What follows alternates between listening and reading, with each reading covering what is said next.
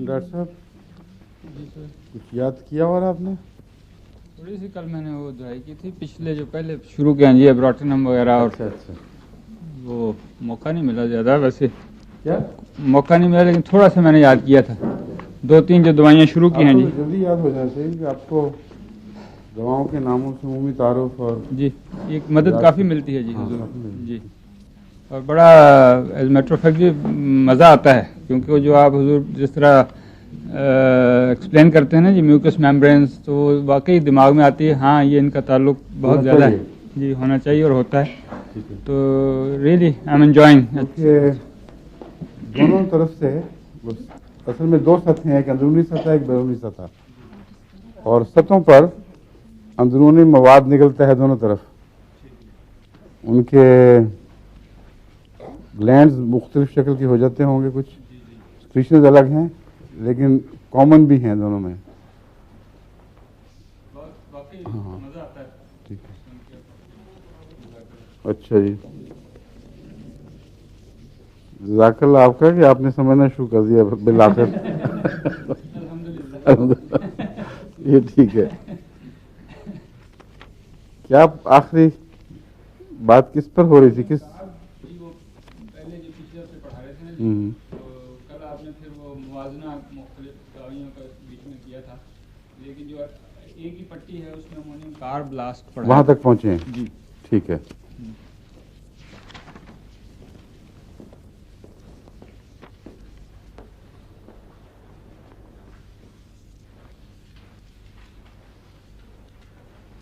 कानों के मुतालिक किसी ने कहा था एमोनियम कार्ब, वो ठीक है, मगर मैंने बताया था एमोनियम कार्ब में कि कानों में एमोनियम कार्ब उस वक्त इस्तेमाल होती है जब कानों में क्रॉनिक बीमारियां यानी मुज़मिन बीमारियां बैठ जाएं और कानों के अंदर से हर वक्त बदबूदार मवाद, और ख़ुसूसन इसमें बदबू बहुत पाई जाती है, वो ज़्यादा या कम रिश्ता रहे, तो मुस्तकिल बीमारी की जो हालत है उसमें एमोनियम कार्ब मुफीद रहती है। औरतों में हिस्टेरियाई इलामतें भी इसमें पाई जाती हैं, मगर अमूमी इलामतों के साथ मिलकर अगर हिस्टेरिया का केस हो तो फिर इसको मुफीद होगा। लेकिन मैं ग्लैंड्स की बात कर रहा था आखिर पर, कि इसमें भी ग्लैंड्स का सूजना एक नुमाया इलामत पाई जाती है। इसमें कैंसर के ग्लैंड्स भी हो सकते हैं, यानी इसका दायरा बहुत वसी है, क्योंकि क्रॉनिक है, इसलिए अगर बीमारियां दबा दी गई हों और ग्लैंड्स में जाके बैठ रहे हैं, लंबा अरसा तक उनकी तरफ तवज्जो न हो, तो उसके नतीजे में ग्लैंड्स के कैंसर भी बन सकते हैं। कैंसर के मुतालिक ये याद रखना चाहिए कि हम जब कहते हैं कि बाज़ दफ़ा सप्रेशन के नतीजे में कैंसर पैदा हो जाते हैं, उसका जो फ़लसफ़ा है वो समझना बड़ा ज़रूरी है। आप ये देखेंगे कि जब भी दवाओं को बराह रास्त बीमारियों को दबाने में इस्तेमाल किया जाए, जिल्द पर मरहम लगाई जाए या और एक्जिमे की दवाई दी जाए और नाक की झिल्लियों को ठीक करने के लिए कोई ताकतवर खुश्क करने वाली दवाई दे दी जाए, तो अमूमन बीमारी वहाँ ख़त्म नहीं हो जाती, बल्कि अंदर किसी और जगह ज़ाहिर होती है। और वो जरासीम वो नहीं होते जो बैरूनी बीमारी में ज़िम्मेदार थे, जरासीम और किस्म के पैदा होते हैं। जो चीज़ मुंतकिल होती है वो बीमारी नहीं, बल्कि वो कमज़ोरी है जो इंसान को दिफा के काबिल नहीं रहने देती।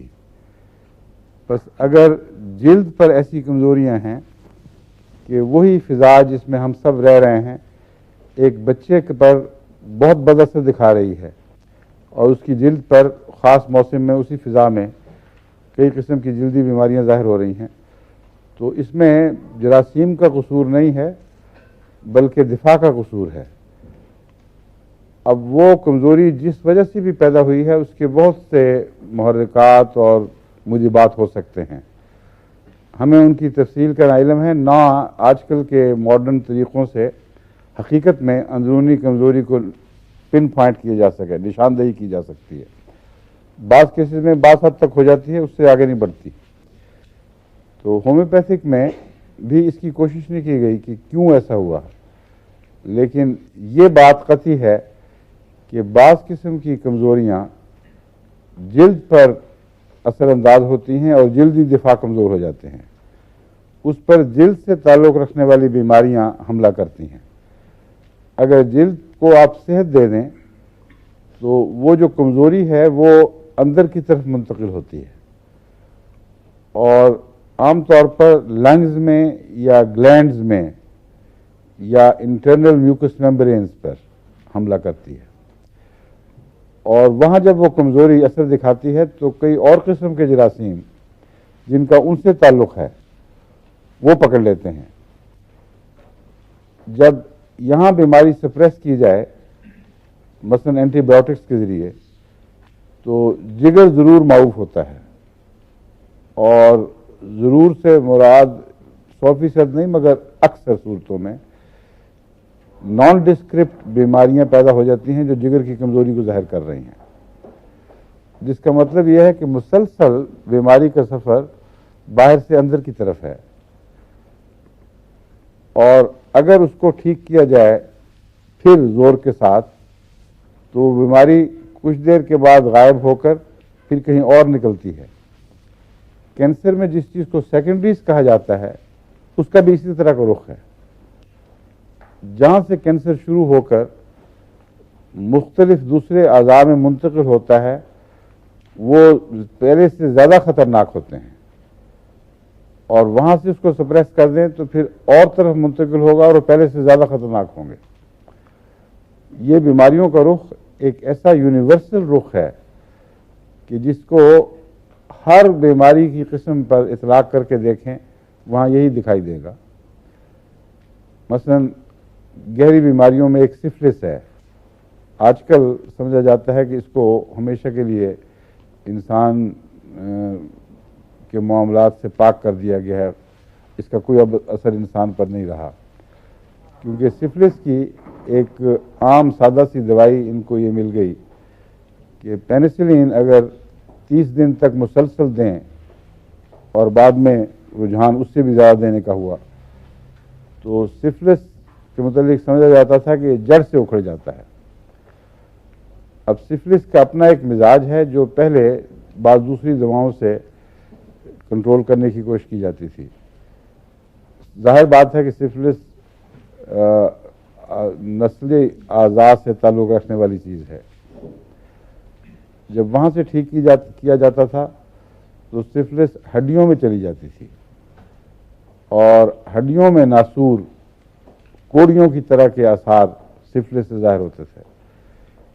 हड्डियों से इसको क्योर किया जाता था तो आम हड्डियां छोड़कर नाक मुंह की हड्डियों पर हमला करती थी और जब वहाँ से इसको दबाया जाए तो ऐसे मरीज पागल हो जाते थे और सिफिलिस के पागल मशहूर हैं, इसमें कोई इख्तलाफी मसला नहीं है। तमाम एलोपैथिक डॉक्टर भी जानते हैं कि ये रुख है इसका। अब वो अंदर की तरफ जो हरकत है इसको आप रुख आसानी से पहचान सकते हैं कि अगर बाहर रहती तो कम नुकसानदेह थी और जो जो इसको दबाया जाता है ठीक नहीं हो रही, अंदर जा रही है, हालांकि जरासीम मारे गए हैं।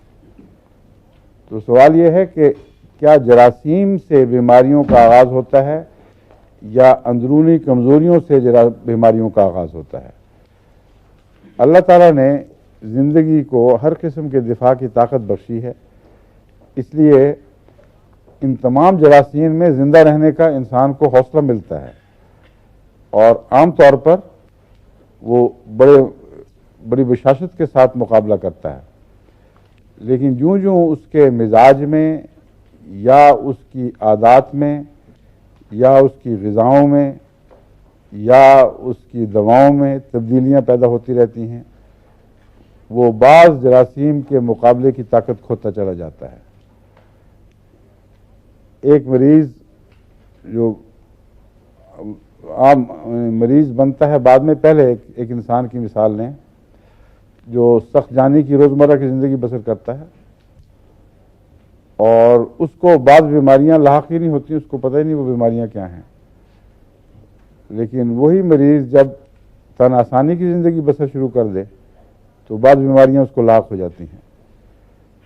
तो इंसानी सेहत तवाज़ुन का नाम है, जिसमें जिस्म के तमाम अज़लात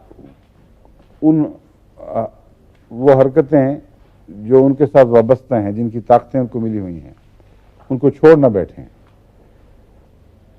अब ऐसे केसेस हैं हमारे सिंध में भी जो खाना बदोश हैं, उनके मुतालिक मुझे बाज़ लोगों ने जिन्होंने खुद ऐसे वाक़यात देखे बताया कि खाना बदोश औरत है जो आखिरी वक्त तक, बच्चा पेट में है, आखिरी वक्त तक एक बच्चा पीछ पे लादा हुआ और वो कपास चुन रही है और सारे काम कर रही है, और कुछ देर के बाद वो झाड़ी में गायब हुई और एक दूसरा बच्चा उठा के ले आई और उसको कोई तकलीफ नहीं हुई। चंद मिनट की, आधे घंटे की जो भी तकलीफ कुदरती है वो भी महदूद हद तक।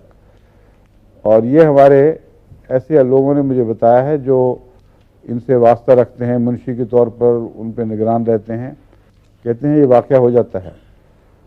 और मुझे ताज्जुब हुआ, एक दफ़ा कैंट में भी मैंने कहीं पढ़ा कि अमेरिका में भी उसके तजर्बे में यही बात आई कि बाज़ सख्त मिजाज कौमें, मसलन वो रेड इंडियंस हैं, उनमें ये चीज़ कोई अहम मसला नहीं रखती।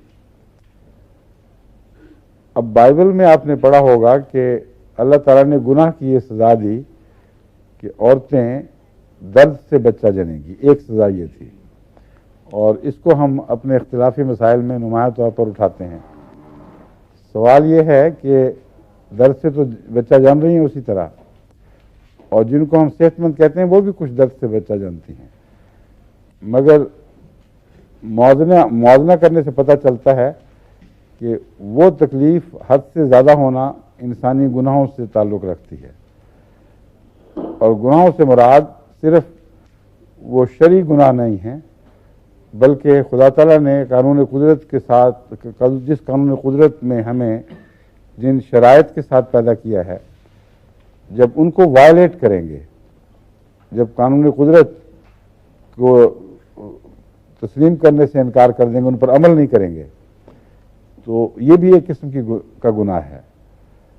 और सोसाइटियाँ जब अपने मिजाज बदलती हैं, रोज़मर्रा के कामों से इज्तनाब करती हैं, अमीर तबके के लोग ज़्यादातर आसान हो जाते हैं, तो उनके लिए ये रोज़मर्रा की बातें बहुत बड़ी सज़ाएँ बन जाती हैं। इसलिए ये अमूमी मिजाज है इंसान का, जिसको पेश नज़र रख कर हम जरासीम पर दोबारा आके देखते हैं वो क्या असर दिखाते हैं। एक घर में हमने देखा है 2-3 सिल के मरीज़ हैं, मगर एक शख्स को कोई सिल का असर नहीं है, और वो उनके साथ उसी तरह बेतकल्लुफ़ फिरता है। हमारे घर की मिसाल है, हमारे बड़े भाईजान हज़रत मिर्ज़ा अज़ीज़ अहमद साहब मरहूम की एक शादी अपने ख़ानदान में हुई एमा में, और वहाँ सारे ख़ानदान में सिली अमराज की कुछ मुख्तलिफ शक्लें पाई जाती थीं। उनके 2 बेटे यके बाद दीगरे, मुबारक और मिर्ज़ा सईद अहमद साहब, ये सिल से फौत हुए। उनकी दूसरी शादी हज़रत मीर मोहम्मद इस्हाक़ साहब की साहबजादी आपा नसीरा, हम कहते थे, अज़ीज़ा नसीरा बेगम साहिबा से हुई। और हज़रत मीर साहब के ख़ानदान में कोई सिल का मादा नहीं है, ना वो रुझान कहीं दिखाई दिया है। अब आप उन बच्चों की इस तरह परवरिश करती थी जैसे माँ को भी तौफीक न मिले। उनके सांस अपने सांसों में लेना, उनकी बीमारगन दूर करना दिन रात, और सब लोग डरते थे कि इनको पता नहीं अब क्या हो जाएगा। लेकिन अल्लाह ताला के फजल से लंबी उम्र पाई। सिल की बीमारी का कभी कोई असर ज़ाहिर नहीं हुआ। दिल की तकलीफ बाद में बढ़ गई, और दिल की तकलीफ और खून की रगों से ताल्लुक़ रखने वाली तकलीफ इस ख़ानदान में पाई जाती है। तो ख़ानदानी कमज़ोरियाँ बाज़ दफ़ा खानदान औलाद में भी कमज़ोरियों की सूरत में मुंतकिल होती हैं, और बराह रास्त हर शख्स का ज़ाती गुनाह भी ज़रूरी नहीं। बस बाइबल में जो गुनाह के आगे मुंतकिल होने का मामला है वो रूहानी गुनाह का नहीं है, बल्कि जिस्मानी गुनाह का है, और वो भी लाजिम के तौर पर नहीं, उससे भी शफा पा जाते हैं लोग, और फिर ऐसी नस्लें हैं जिनमें फिर कुछ भी असर बाकी नहीं रहता। तो जिस्मानी गुनाहबाज यानी कुरान कुदरत की खिलाफ वर्जियाँ आगे मुंतकिल होती हैं, और उनसे निजात पाने के लिए उनको समझना ज़रूरी है, उनका बुनियादी इलाज ज़रूरी है।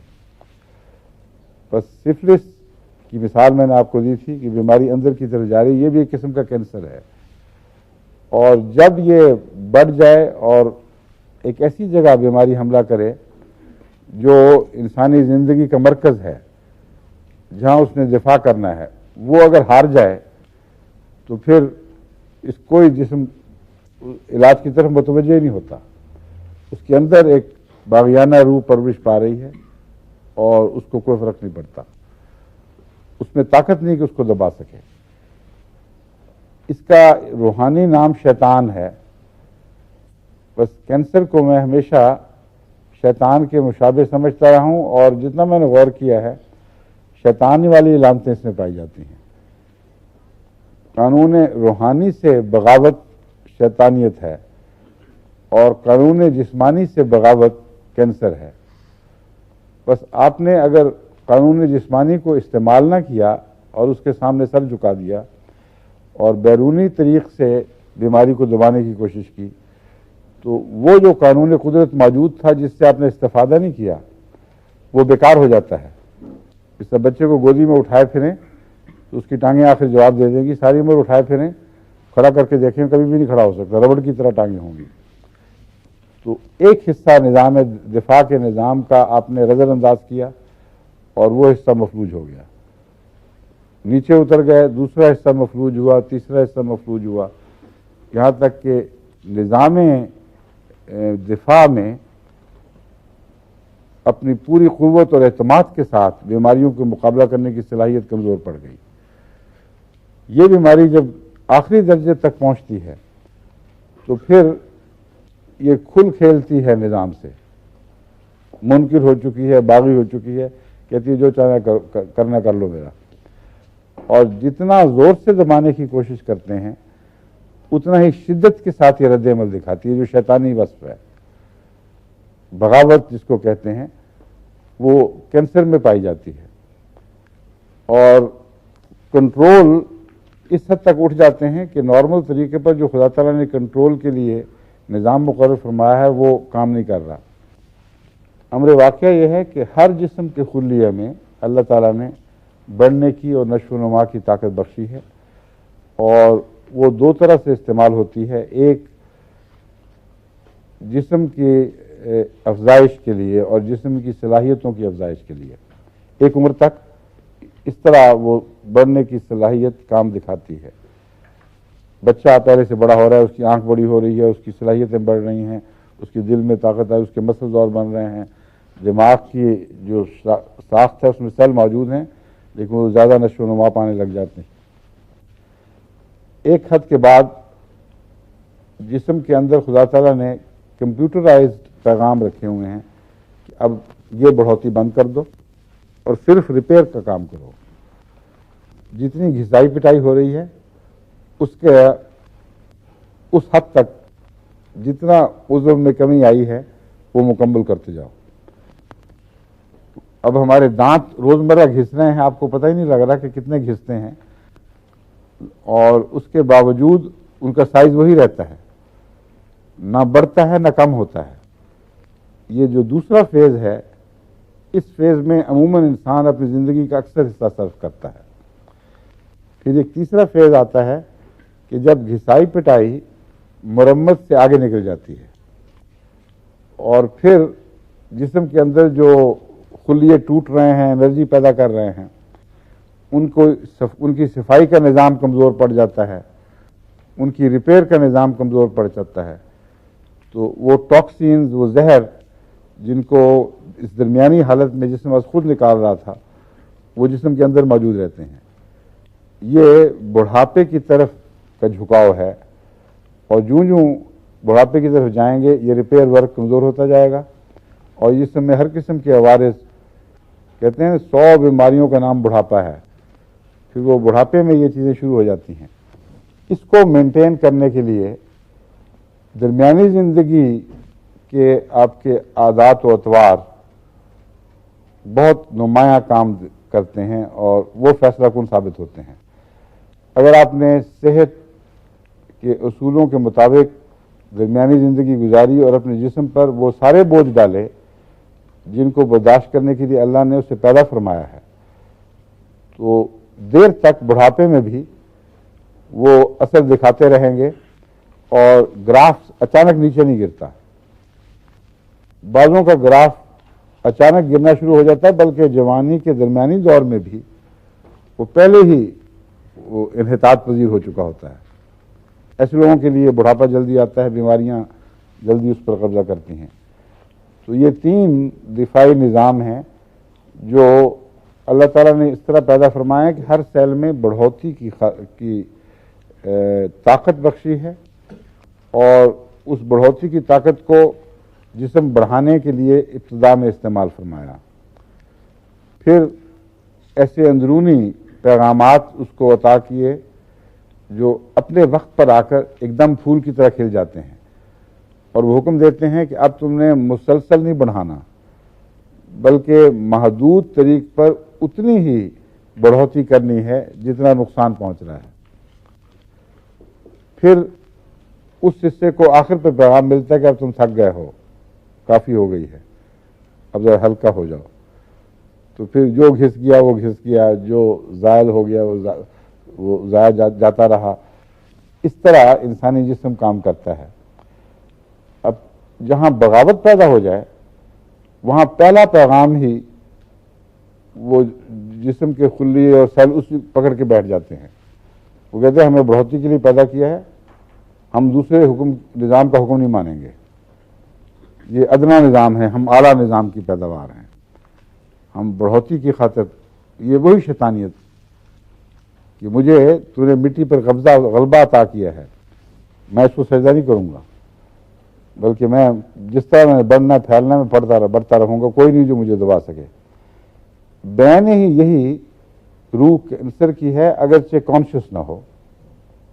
अगर कैंसर को अपना आज़ाद दिमाग मिला होता तो बिल्कुल इसी तरीके पर सोचता। अब वो जख्म जो एक लंबे अरसे से पल रहा है, जब कैंसर बनता है तो वो जो इर्द गिर्द उसके खुलिये मुकाबला करते थे और फिर एक हद के बाद रुक जाते थे, वो बढ़ना शुरू हो जाते हैं और कोई चीज़ उनको रोक नहीं सकती। जिस्म के अंदर वो जब बढ़ते हैं तो दबाव होता है, शदीद तकलीफें पैदा होती हैं, क्योंकि अंदर एक चीज़ फैल रही है, उसको कंट्रोल करने के लिए कोई चीज़ नहीं है और उसकी टॉक्सिन्स को भी दबाने का कोई इंतज़ाम नहीं। यहाँ तक कि फिर वो गुठलियाँ बनकर, उभार बनकर कब्जा करते हैं। फिर जितना चाहे एंटीबायोटिक्स दें, वो पीप की सूरत में पिघलते नहीं, क्योंकि पीप की सूरत में वो गुठलियाँ तब पिघलती हैं जब जिस्म का सेहतमंद निज़ाम उन पर जवाबी हमला करता है और उनको मारता है, और वो लाशें पीप की सूरत में हमें दिखाई देती हैं। बस वो जो गुठली है उस पर दिफाई निज़ाम हमला करके कामयाबी हासिल ही नहीं कर सकता, बल्कि वो अमलन दिलचस्पी छोड़ बैठता है। क्योंकि इससे पहले जब ऐसी बीमारियां पैदा हुई थीं तो आर्टिफिशियल ज़राए से उस निज़ाम की मदद की गई थी। उसे मुकाबला सिखाने में तायीद करने की बजाय उसे मुकाबला भुला दिया गया अमलन, और अमलन उसकी दिलचस्पी मुकाबले में ख़त्म कर दी गई। चुनांचे जब ये बीमारी ज़ाहिर हो तो उसकी बला से पहले भी तो हुई थी, जैसे तुम लोगों ने आप ही कुछ किया था, अब भी मैं जिस्म कहता है मैं फिर इसी तरह सोया रहता हूँ, जो कुछ होता फिरे, और दिफा ख़त्म हो जाता है। कैंसर में होम्योपैथिक दवाएं काम दिखाती हैं अल्लाह के फजल से, लेकिन इसके लिए कुछ सब्र की ज़रूरत है, कुछ सही पैगाम रसानी की ज़रूरत है और इकॉनमी दुरुस्त करने की ज़रूरत है।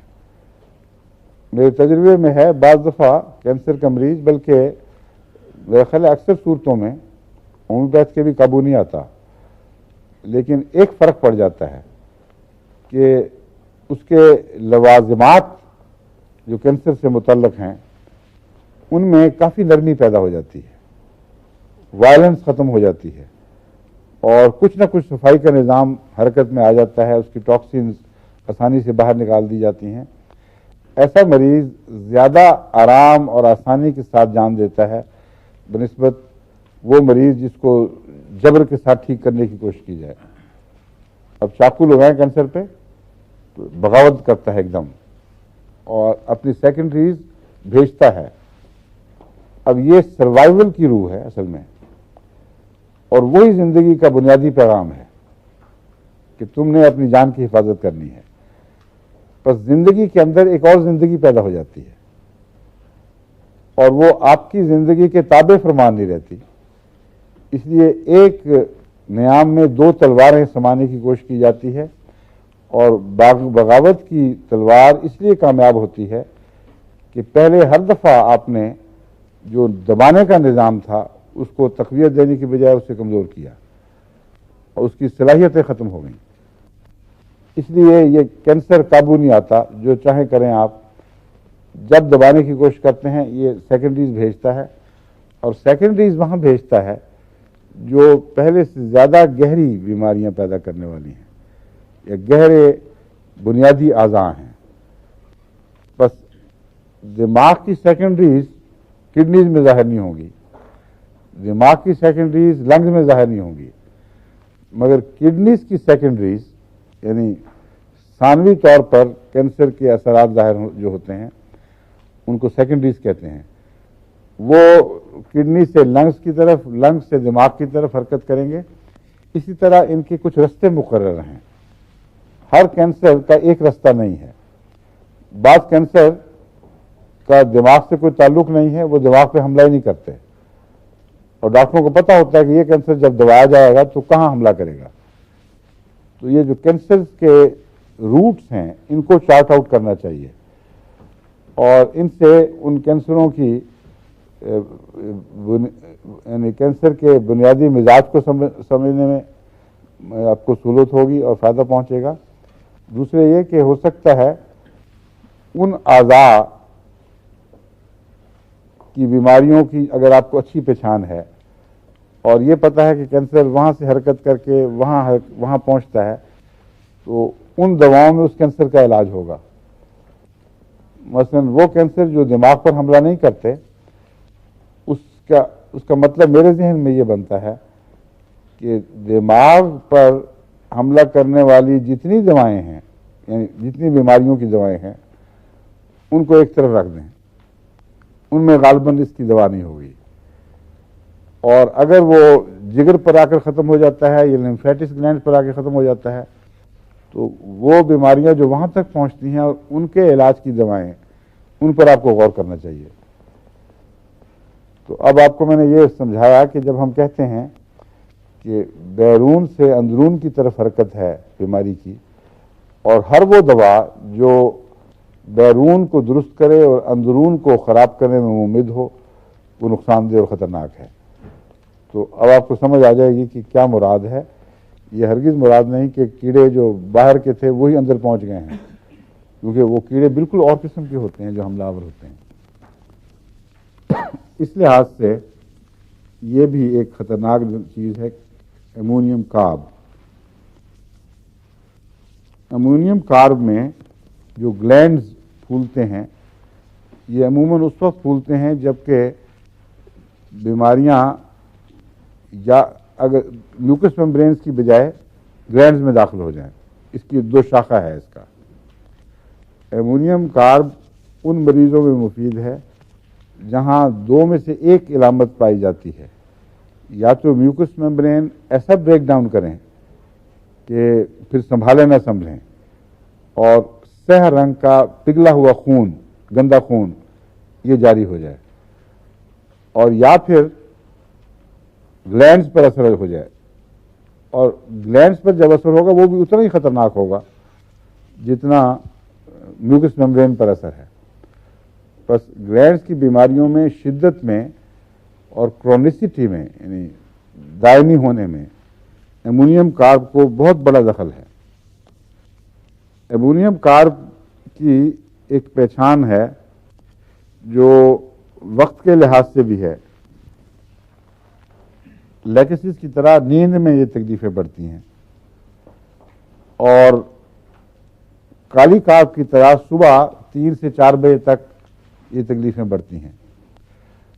अब ये अजीब व गरीब बात है कि सूरज के निकलने और डूबने और उसके नतीजे में जो औकात तकसीम हुए हैं उनका बाज़ बीमारियों से गहरा ताल्लुक़ है।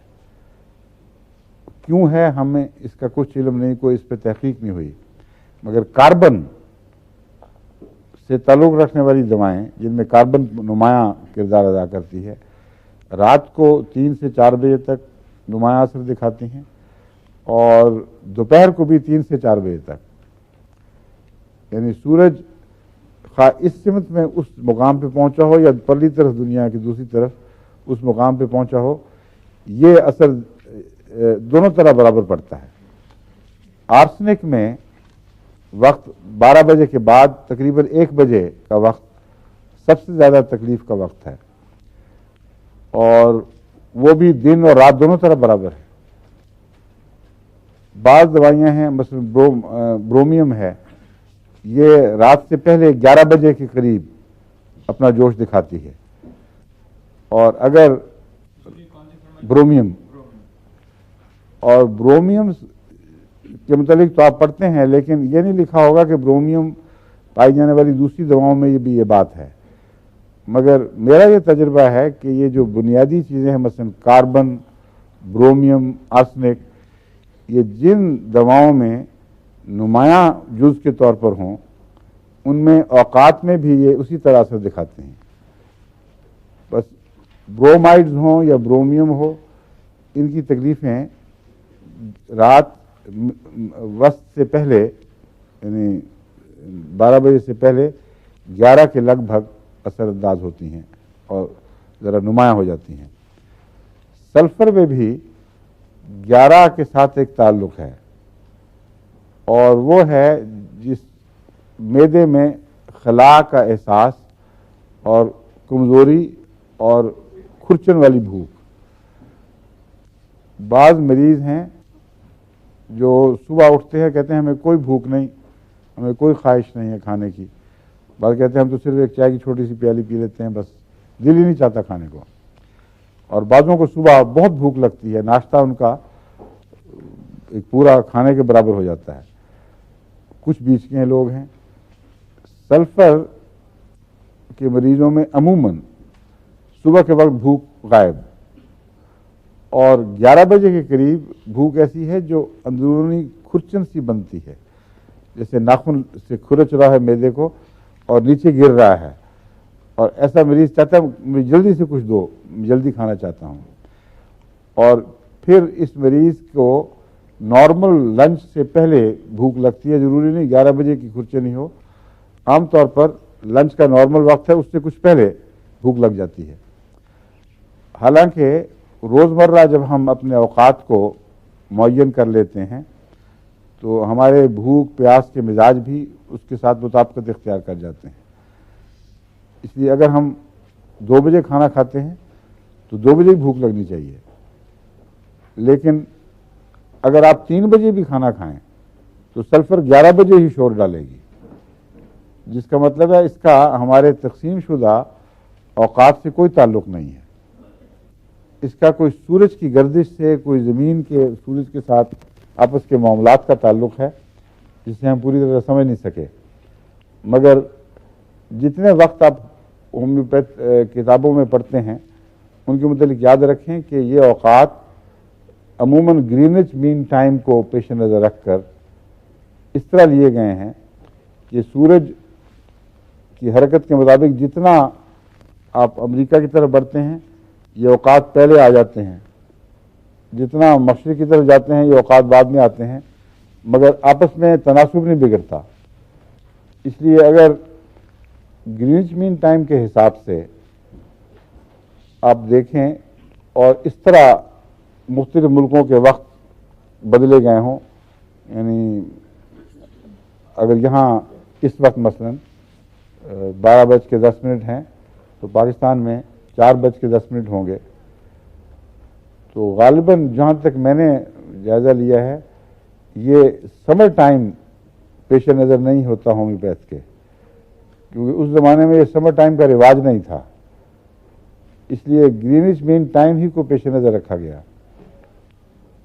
अब पाकिस्तान में 12 बजे ग्रीनिच मीन टाइम के लिहाज से 11 बजे हैं, और वरना ग्रीनिच मीन के लिहाज से 5 घंटे का फ़र्क है ना। तो इसलिए वहाँ 12 बजे के करीब आजकल उनके 11 बजे होंगे, या उलट है शायद, देखिए मैं बताऊं आपको, वो तो बदलते नहीं, हमने बदला है, उलट बात है। आज इस वक्त जो 12 बज रहे हैं, इस वक्त हमारे यहाँ के लिहाज से 11 बजे हैं, और उनके 11 बजे ही 11 बजे होंगे, क्योंकि पाकिस्तान तब्दील नहीं करता। इसलिए यहाँ अगर सल्फर को पहचानना है तो गर्मियों में 12 बजे उसका असर जाहिर होगा, आर्सेनिक को पहचानना है तो गर्मियों में 2 बजे उसका असर जाहिर होगा, और सर्दियों में सल्फर का 11 बजे और आर्सेनिक का 1 बजे। तो औकात के साथ भी कुछ ताल्लुकात होते हैं दवाओं के, उनको याद रखना चाहिए। अमोनियम कार्ब मुतल्लिक मैंने आपको काफ़ी बातें बता दी हैं। कार्बन का वक्त है काली कार्ब का भी और अमोनियम कार्ब का भी 3 से 4 बजे तक। एलियम सीपा पहले मैं आपको बता चुका हूं, इसकी क्या खास इलामतें हैं? एलर्जी नाक से, ये प्याज में जो हाँ जिस किस्म की क्या क्या है होंगी, करेले के साथ पकाया जाता है एलियम सीपा। सॉरी जी, प्याज की इलामतों से मुराद है कि करेले के साथ पकाया जाता है। बताएं ना क्या है? प्याज छीलने से जो हाँ जो अलामतें ज़ाहिर होती हैं, मसलन नाक से पानी बहता है और फिर आंखों में कुछ थोड़ी बहुत, लेकिन सुर्खी नहीं होती, आंखों में सुर्खी नहीं होती जी, लेकिन आंखों के लिए नरम है, लेकिन कानों में खराश, कानों में इसका जोर कानों पे टूटता है, आंखों की बजाय। आंखों बिल्कुल ठीक है। और इससे गला बैठ जाता है, इससे भी गले पर भी अंदरूनी तौर पर ज्यादा तेज है, आंखों के लिए नरम है, इसलिए इससे गला ज्यादा बैठेगा, यूफ्रेजिया से नहीं बैठेगा। यूफ्रेजिया में आंखों की सुर्खी नुमाया, आंखों को छीलने का मादा इसमें पानी में ज्यादा होता है, इसीलिए मैंने बताया था कि रात सोने के बाद खांसी होती है और दिन को यूफ्रेजिया के मरीज को आराम रहता है। और एलियम सीपा को दिन और रात का कोई फर्क नहीं, इसकी खराश से जो खांसी होगी वो दिन को भी वैसी होगी, रात को भी ऐसी होगी। क्या वजह है डॉक्टर साहब बताएं? एलियम सीपा और यूफ्रेजिया के खांसी के मिजाज में ये फर्क क्यों है? आपको जब तक क्यों की बात नहीं समझेंगे ये बातें याद नहीं रहेंगी। जब एक दफ़ा क्यों समझ जाएं तो इतनी दिलचस्प चीज़ है कि आज खुद दिमाग पर ये बातें नक्श हो जाती हैं, इसलिए पूछता हूँ मैं। क्योंकि इसका यूफ्रेजिया में आंखों पर ज़्यादा असर होगा और खराश ज़्यादा गले में नहीं होगी, तो फिर खांसी नहीं होनी चाहिए उसूली तौर पर। रात को क्यों होती है? रात को मैं पहले डॉक्टर का ध्यान ले रहा हूँ, आमद तो नाश्ता नहीं ले रहा। दोनों के मिजाज में फर्क ये है जी, एलियम सीपा गले में खराश पैदा करता है वैसे ही, जी। आंख में नहीं करता, इसलिए कतई नजर इसके कि आंखें खुली हैं या बंद हैं, ये रात को भी नजला गिरता है तो गिरता रहेगा, दिन को भी गिरता रहेगा और खराश पैदा करता रहेगा।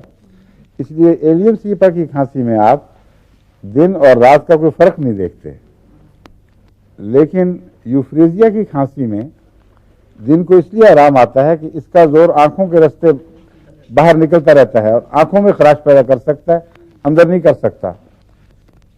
रात को सोने के बाद आंखों का पानी भी गले में उतरता है, क्योंकि वो शिफा तो हुई नहीं, और जब वो गले की तरफ उतरता है, लंग्स में जाता है, तो चूंकि आंखों से निकलने वाला पानी खराश वाला है, इसलिए वो पानी जब अंदर उतरता है तो रात को खांसी पैदा कर देता है। इसलिए होम्योपैथिक में आप पढ़ेंगे रात को अमूमन सोने के 2 घंटे के बाद इसका मरीज खांसी से उठता है। अब ये 2 घंटे क्यों लोग सोचते नहीं, अगर गौर करें तो पता लगेगा कि उसको कुछ देर खराश को चाहिए ना, वक्त लेने, खराश पैदा करने के लिए, असर दिखाने के लिए वक्त चाहिए। तो आंख का पानी बंद हुआ और अंदर गिरना शुरू हुआ, और जब खराश पैदा हो गई तो फिर मरीज को उसके बाद से तकलीफ शुरू हो जाती है, और बाद में बड़ी वायलेंट खांसी होती है इसकी, आंख की सुर्खी की तरह। अंदर भी एलियम सीपा से ज़्यादा सख्त खौफनाक खांसी पैदा करता है। लेकिन सुबह मरीज उठा, थोड़ी देर के बाद जब वो खराश खत्म हुई, आंखें सुरख, आंखों का पानी जारी, और अंदर से आराम आ जाता है। तो इस तरह आपको फ़र्क समझने चाहिए ताकि आज खुद आपको याद हो जाए।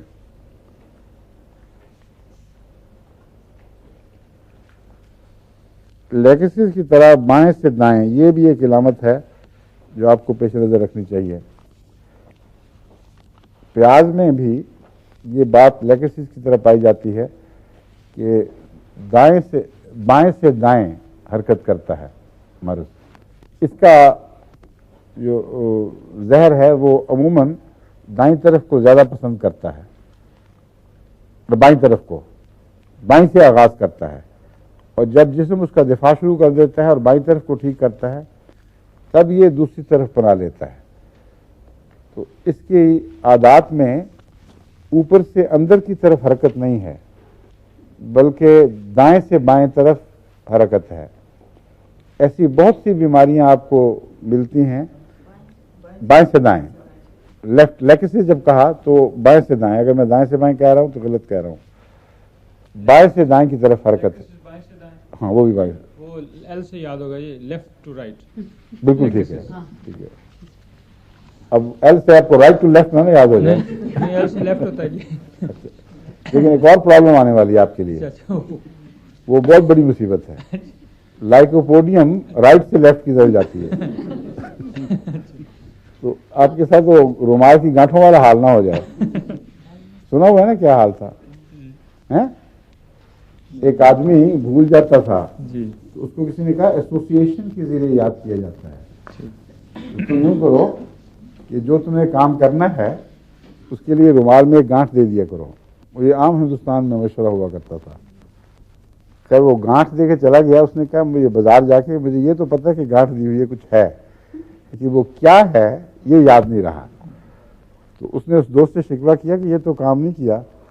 उसने कहा उसके लिए याद करने के लिए दूसरी गांठ दो। यहां तक कि उसका सारा रुमाल गांठों का रुमाल बन गया, जिसका गुत्थ होती है। और आखिरी गांठ पर उसको याद नहीं आता था कि मैंने क्यों ये दी थी। अब एल से आपने वाबस्ता कर दिया इसको, और आगे लाइकोपोडियम पढ़ेंगे, वहां भी लेफ्ट टू राइट है। तो उस चक्कर में ना पड़ जाना, ठीक है। सांप के अंदर अमूमन बाईं तरफ का हमला है, बाद सांपों में दाईं तरफ का है, इस तरह याद रखें। और अजीब बात है कि सांप और प्याज का भी एक ताल्लुक है। सिंध में सांपों से बचने के लिए ये मशवरा दिया जाता है कि अपने इर्द गिर्द प्याज डाल के सो तो सांप नहीं आता। और वहाँ बाज़ सांप ऐसे हैं जो आग से घबराते हैं, और बाज़ इससे, आग से तो शायद सब सांप ही घबराते हैं, लेकिन बाज़ सांप प्याज से खास तौर पर बड़ा दूर भागते हैं। इसलिए इससे आपको याद रहेगा कि लेगेसिस और एलियम सीपा में एक तभी एक जोड़ है और एक तभी मुनाफरत भी कह लें। राइट जो होती है वो उसका इलेक्ट्रिसिटी, पॉजिटिव को रिपेल करती है। तो इसके मिजाज में कुछ सांप वाली बातें भी हैं मामूली, मगर ज्यादातर सांप के मिजाज की कौन सी दवा बताई थी आपको मैंने? ये तो खून की एमोनियम कार्ब। वो तो बहुत गहरी है। एलियम सीपा की निस्बतन सरसरी इलामतें होती हैं। अब ये मामूली बात है दाईं तरफ से शुरू होकर बाईं तरफ, लेकिन नज़लों की पहचान में आपको काफ़ी मदद दे देती है। गला ख़राब होता है बाएं से दाईं तरफ, अगर वो इलामतें एक्यूट नज़ले की शक्ल में, यानी हार्ड नज़ले की शक्ल में हों, तो ये मरीज़ कह दे कि इसके साथ मेरा गला भी ख़राब हुआ है और बाईं तरफ से पहले हुआ है, तो एलियम सीपा के लिए इम्कान है कि वो यहाँ ज़्यादा असर दिखाए। अगर और इलामतें इसकी मनफी ना हों तो ये काम आएगी।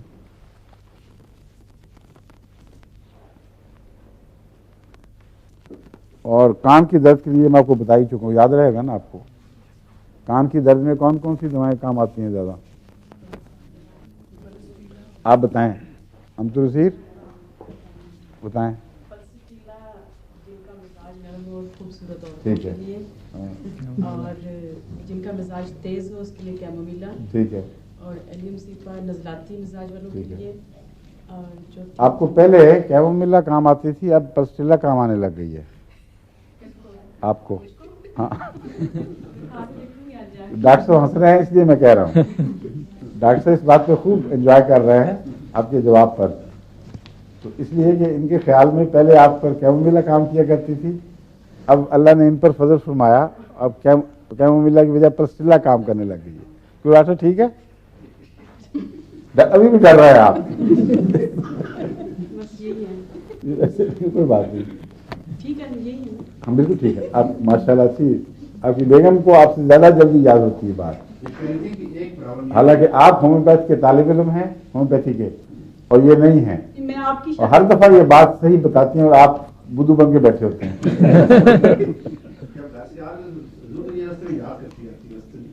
आपको क्या तकलीफ है? घर से आती दफा आपको क्यों नहीं याद होता?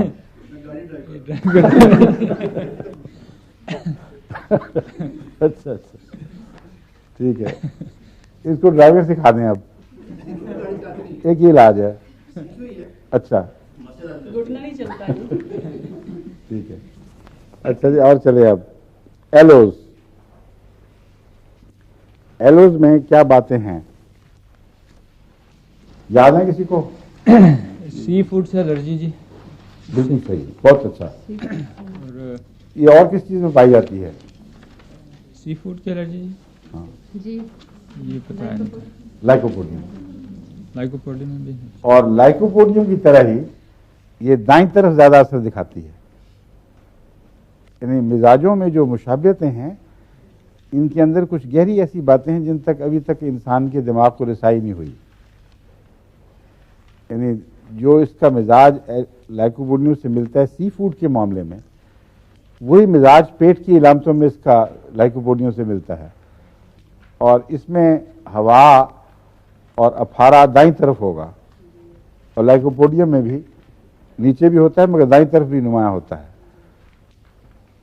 और दाईं तरफ इलामतों का जोर, ये एक नुमाया बात इसमें एलो में दिखाई जाती है। और जिगर की खराबी भी लाइकोपोडियम से मिलती है।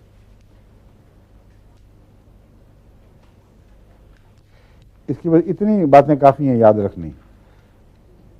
ये रोज़मर्रा आमतौर पर इस्तेमाल होने वाली दवा नहीं, मगर पेट में हवाएं ज़्यादा हों, दाईं तरफ हो, और असाल कैब वगैरह, मगर ये पेट की नामते हैं ना। साथ अगर ऑयस्टर से एलर्जी या सी फूड से एलर्जी हो तो ये फौरी तौर पर जहर पे आनी चाहिए। हाँ हाँ, और एल्यूमिन की इलामतें बताएं आप। हाँ जी, गले के गदूद अगर बढ़ जाए तो क्या? ल्यूमन जो फटकड़ी आपने बताई हाँ, हाँ। थी जी, गले के गदूद जो ग्लैंड्स बढ़ जाएं तो और क्या क्या? और इसकी इलामतें भी मैंने बताया था कि सांप से जहर से काफी मुशाबे हैं। फाड़ देती है खून को। आप बताएं इमाम साहब की साहबा। बहते खून को रोकने के लिए फटकरी इस्तेमाल करती हैं आप, हैं? लेकिन जब आप होम्योपैथिक दवा में देती हैं तो इसका उलट असर होता है। जी, तो आपने कहा था फाइब्राइड के सिलसिले में भी ये ये दवाई। कोलाइडल सॉल्यूशन को जी। जी ये कोएगुलेट करती है, तो होम्योपैथी में एंटी कोएगुलेंट के तौर पर इस्तेमाल होनी चाहिए, समझे हैं? जी। इसलिए कहीं बहते खून के इलाज के तौर पर ना दें इसको। कोएगुलेशन कहते हैं खून के जर्रात का आपस में जुड़कर मोटा हो जाना, यहाँ तक कि वो खून के पानी में मुअल्लक नहीं रह सकते। इससे दिल के दौरे भी पड़ते हैं, इससे और कई किस्म की बीमारियां पैदा होती हैं। तो इसको, और इसके बाद बाज़ दफ़ा पानी की तरह पतला खून जारी होता है, लेकिन वो खून नहीं बल्कि वो फीका फीका सा नीम खून है जो पानी के तौर पर रुक नहीं सकता। उसके बॉडी मेन जो है वो तो अंदर कोएगुलेट कर गई, दही बन गई। दही से पानी निकलता है ना जिस तरह, उस तरह ऐसे खून से भी पानी निकलता है। तो एल्यूमिन में ये मादा पाया जाता है कि खून पर वैसा असर दिखाए जैसे बिजली इंसानी खून पर असर दिखाती है, या बाज़ किस्म के सांप इंसानी खून पर असर दिखाते हैं। आपको मैं कोलाइडल बताया था, क्या कहते हैं कोलाइडल, किसको कहते हैं? कोलाइडल सोल्यूशन किसको कहते हैं, याद है किसी को?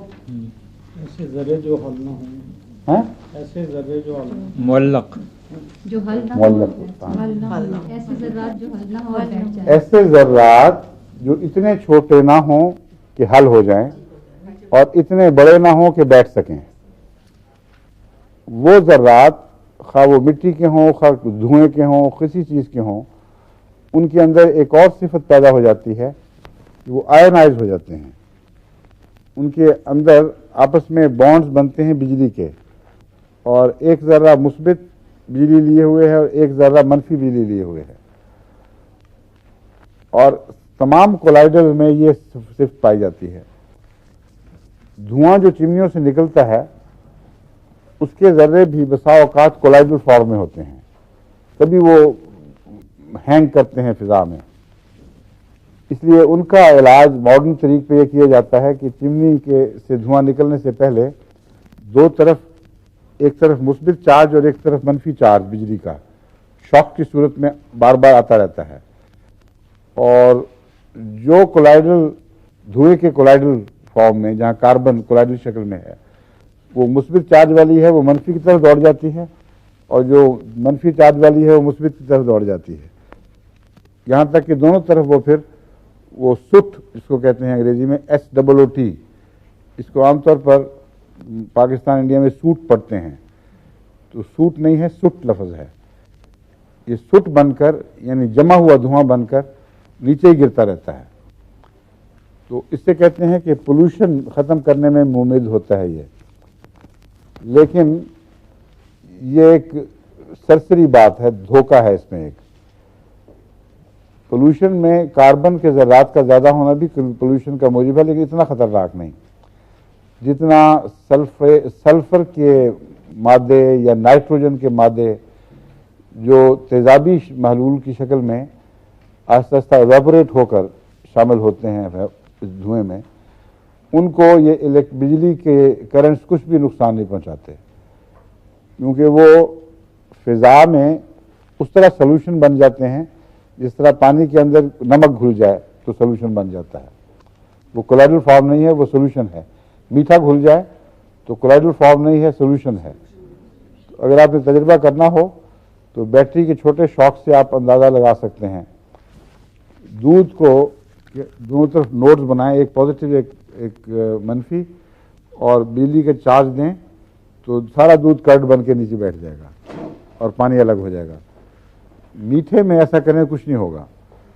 तो अगर ये इलेक्ट्रिसिटी पैदा करना मुश्किल है तो आसान इलाज है, फटकरी ले लें।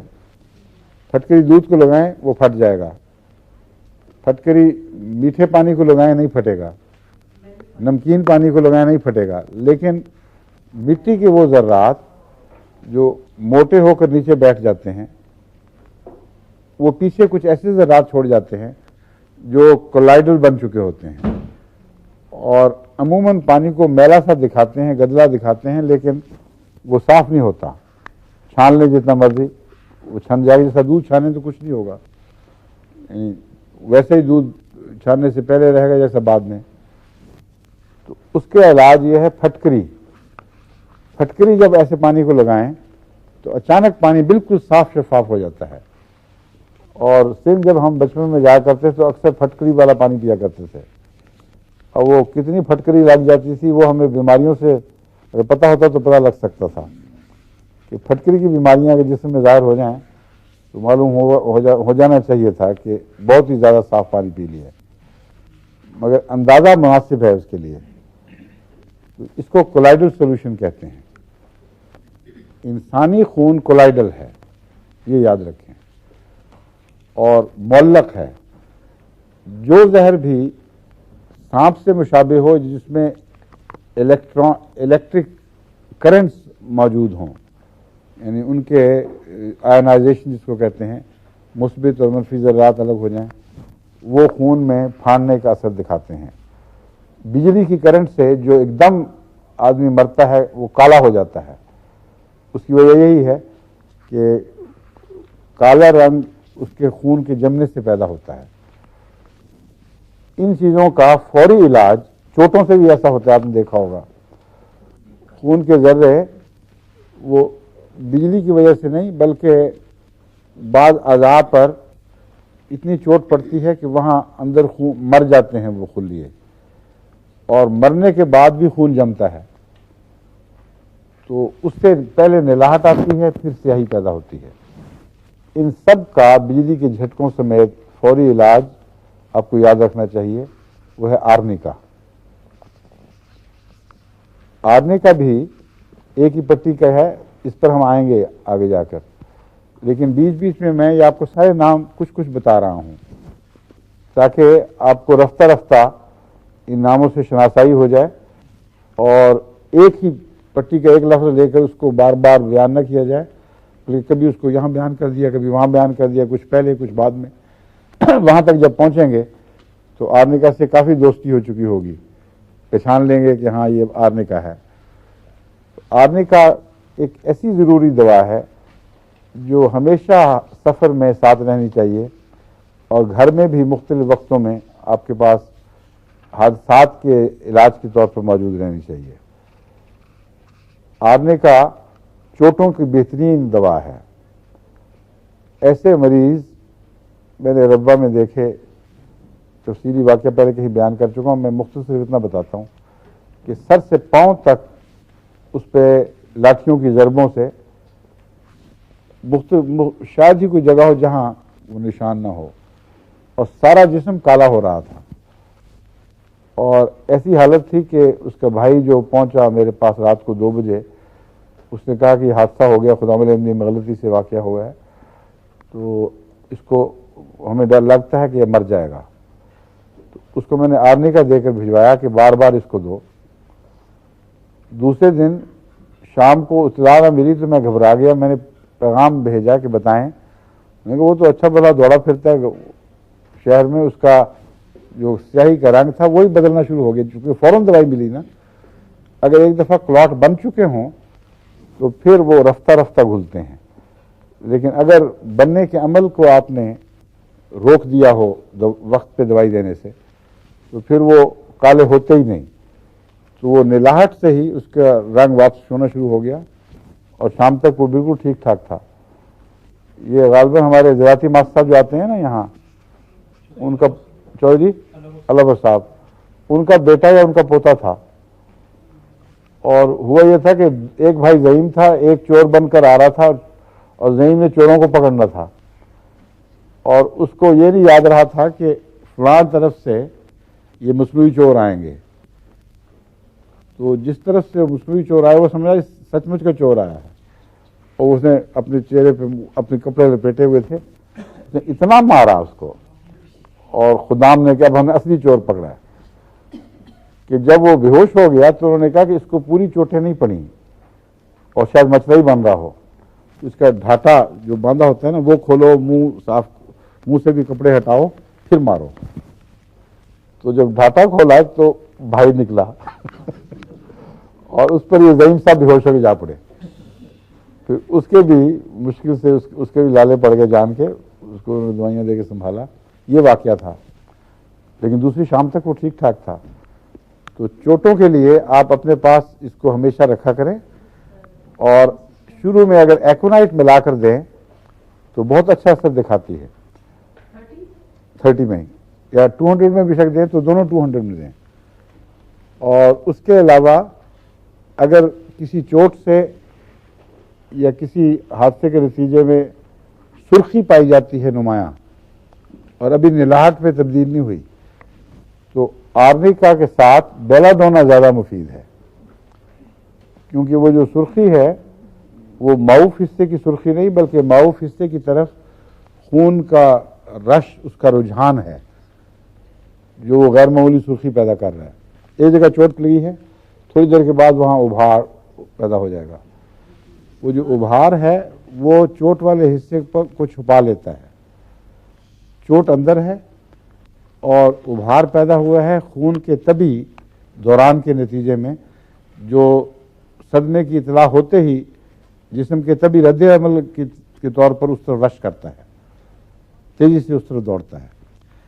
तो उसके लिए आर्निका अकेला काफ़ी नहीं, क्योंकि आर्निका में ये खून का उस तरफ ताज़ा खून का रुझान ये इसके मिजाज में दाखिल नहीं है। इसके लिए मैं बेलाडोना साथ मिला दिया करता था, और एकोनाइट वैसे ही बहुत मुफीद है। तो जहाँ इस किस्म की इलामतें हों वहाँ एकोनाइट और बेलाडोना और आर्निका तीनों मिलाकर बहुत अच्छा नुस्खा बन जाते हैं। जी मैं तो 200 में देता हूँ, 30 में भी देके देखे, वो भी फ़ायदा देती है।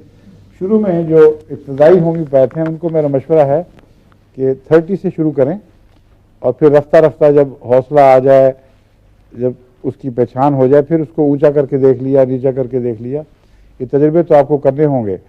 जहाँ किसी तजर्बे में कोई अच्छी बात मालूम हो मुझे लिख के भेजें कि हमने ये दवा इतनी ताकत में इस्तेमाल की थी, कोई फ़ायदा नहीं दे रही थी, फिर 200 या 1000 इतने में दी तो फ़ायदा हुआ, उससे बाकियों को भी फ़ायदा हो जाएगा। किसी का हाथ उठा था सवाल के लिए, कौन था अभी इस तरफ? श्री बेगम तुमने सवाल उठा? मैं पूछ रही थी पोटेंसी कौन सी, वो आपने बता दी। किस चीज़ की? ये आर्निका की। और आर्निका में लो पोटेंसी से लेकर ऊपर पोटेंसी तक काम करती है, जिनको और ज़्यादा गहरी हो जाए तकलीफ तो ज़्यादा ऊंची ताकत।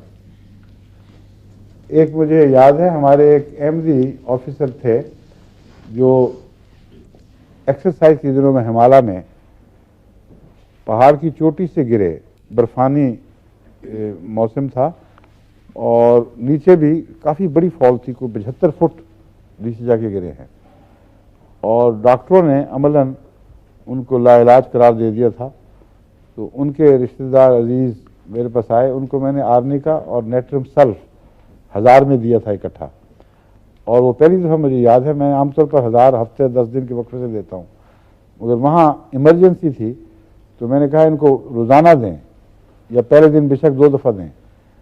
और वो केस, वो मुझे अब उनका नाम याद नहीं, मगर वो शायद सुन रहे हों अलग हैं। मेरे मामूदार भाई थे। अच्छा, क्या आप खड़े होकर बताएं तो सही। क्या नाम था? मेजर मुमताज। बिल्कुल ठीक है, बिल्कुल सही है। मुझे उनका नाम भूल गया था, मगर आप उसके गवाह हैं खुद। इसी तरह हुआ था ना? हाँ, फिर वो ठीक ठाक हो गया अल्लाह के फजल से, माशाल्लाह। डॉक्टर भी हैरान थे कि हाँ, फिर उन्होंने रिपोर्ट की। अब वो ये डॉक्टर भी हैरान होने लग गए हैं आस्ता आस्ता। डॉक्टर नजीब साहब पहले हैरान की बजाय ये शकों में मुब्तला रहते थे, अब वाकई हैरानी तक नौबत पहुंची है। तो वो हैरत अंगेज वाकया था, डॉक्टरों के लिए अजीब बात थी। बेहतरीन CMH के डॉक्टर सारे लगे हुए, उन्होंने कहा इसका कोई इलाज अब मुमकिन नहीं है, और अल्लाह के फजल से वो दिया तो ठीक ठाक। और एक और इसी किस्म का डॉक्टर, मुझे ना डॉक्टर नहीं, मिलिट्री ऑफिसर, कुछ अर्सा पहले मुझे मिलने आया। मैंने तो उसको नहीं पहचाना था, लेकिन वो चल कर अंदर आया, अस्सलाम वालेकुम। मैंने कहा मैं मुझे पहचान, मैंने कहा मैं नहीं पहचाना। कहते हैं मैं वो हूँ जिसकी रीढ़ की हड्डी टूट गई थी और जोड़ तो बन गया था, लेकिन डॉक्टरों ने कहा था कि सारी उम्र अब तुम चल नहीं सकते और कुर्सी पर, व्हील चेयर पर ही ज़िंदगी गुजारा करोगे। आपने मुझे यह नुस्खा दिया था, और मैंने बावजूद इसके कि शुरू में मुझे फ़ायदा दिखाई नहीं देता था, मैंने फैसला किया मैं मुस्तकिल खाता ही रहूँगा।